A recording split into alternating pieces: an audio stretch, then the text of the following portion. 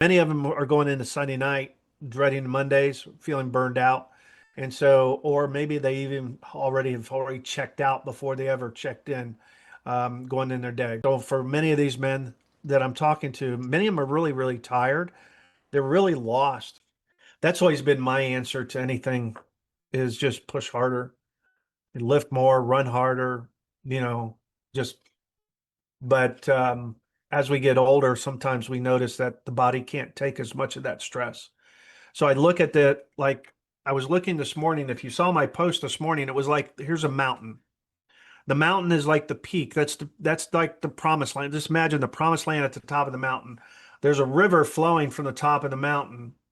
And where's the water coming from at the top of the mountain? I mean, it's just like an endless flow of water. Now, if you're down in the valley, there's not a lot of water pressure. It's not really flowing really hard. It's easy to maneuver. It's easy to work. But as you climb that mountain, and as that water begins, as you draw nearer to the top, that water pressure begins to build.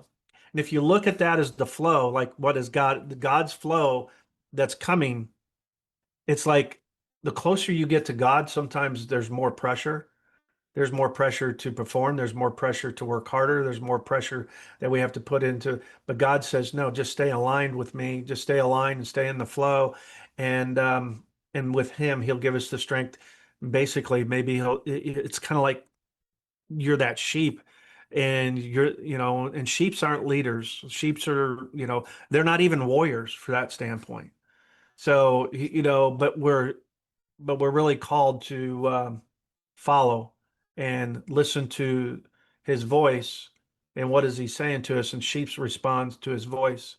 And so when we go up that river, it's like this flow and understanding where everything comes from him. And what we want to do is we don't want to build a dam, so to speak, and block all the water because then nothing goes down. But it's about having abundance and overflow.